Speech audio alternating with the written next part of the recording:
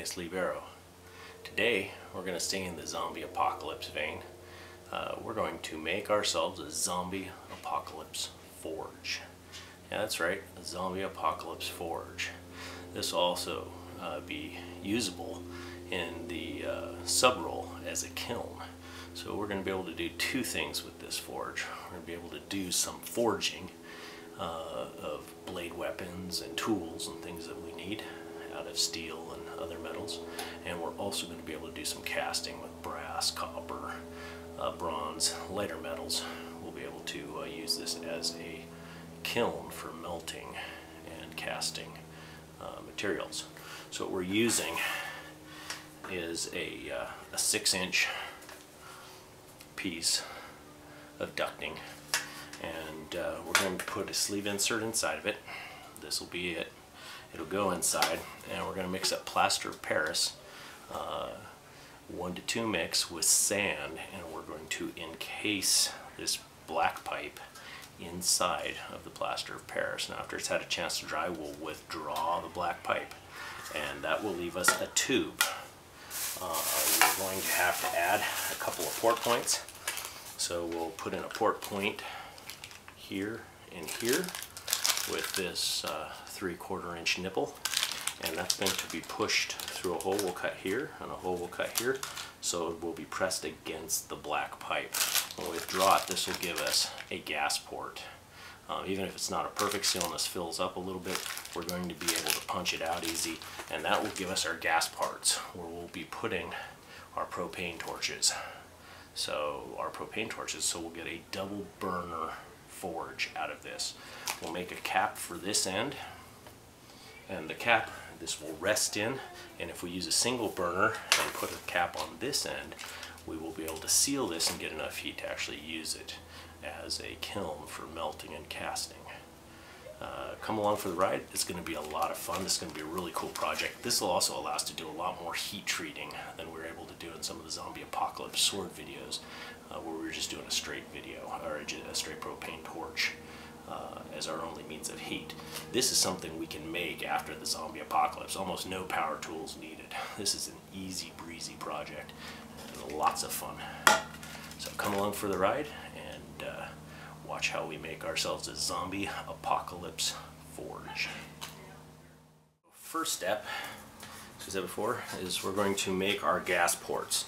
Gas ports are going to be here and here, as we said before, and we're going to make them fit this. So what we need to do is just basically do a tracing. We're not going to cut this exact,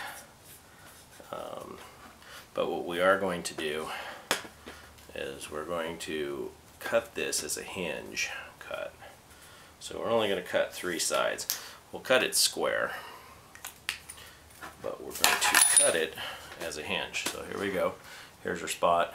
We'll just go ahead and cut a square 3 corners on this, and then we're going to push it in. Okay. The reason we're going to push it in is because it will push in square alongside this, and we're going to be able to wire this to this, which will help stabilize. When we put it in, it'll stabilize this so it doesn't wiggle or move or separate from the black pipe that we're going to be using as the sleeve inside of this project. Okay, so the cuts are going to go 3 sides only. We're going to push it in, and then we'll just duct tape any gaps to make sure that the plaster of Paris doesn't leak out. And then basically the ground is our bottom form. So as you can see, hole here. We're going to set this on the ground, and the ground will act as our bottom form. But of course we're going to set it in a plastic bag so it doesn't mess up the floor or the concrete that we're sitting on, but that'll make a nice clean seal, so the plaster of Paris will set solidly, and we'll have a nice clean edge on this side. And so we're using the ground as our form.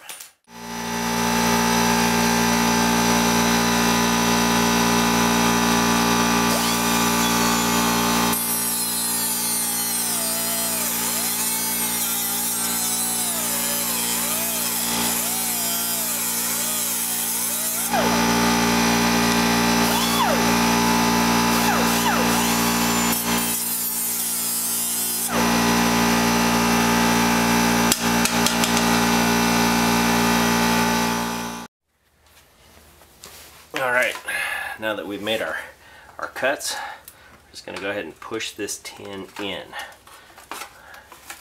And then we're going to do the same on this side. Push this tin in, bend it in, and then what that's going to allow us to do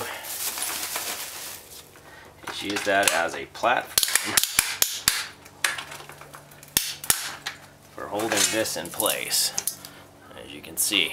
And what we'll do is we'll wrap a piece of tie wire around this, cinch it in, and it'll lock it in place. And so what I've got here is a wire reel and a pair of tie wire pliers, and what I'm going to do is I'm going to wire in these nipples, and I'm going to use the double wrap. And the reason I'm going to use the double wrap is because anybody who's ever done any kind of concrete or iron work knows that a double wrap will allow you to cinch something in place. Double dotting it. It's a tight fit, and my hands are a little out of practice because of old age. But got a good jerk and a good twist, and that will cinch this baby down. And we don't mind if our wire ends up inside of our mortar mix. There we go. Nice. So we're going to do the other side now, and you've seen it. What that'll allow us to do is to center our black pipe and then fill it up with mortar. And that's what we want to do. So once we get it all centered, what we're going to do is we're going to make a pretty wet mix. Plaster Paris says not to make it that wet, but we're going to want it because we want it to really fill in the hole. And so we're going to do a little bit wetter mix than they call for typically. We've got our black pipe inside the tube here where we want it. We've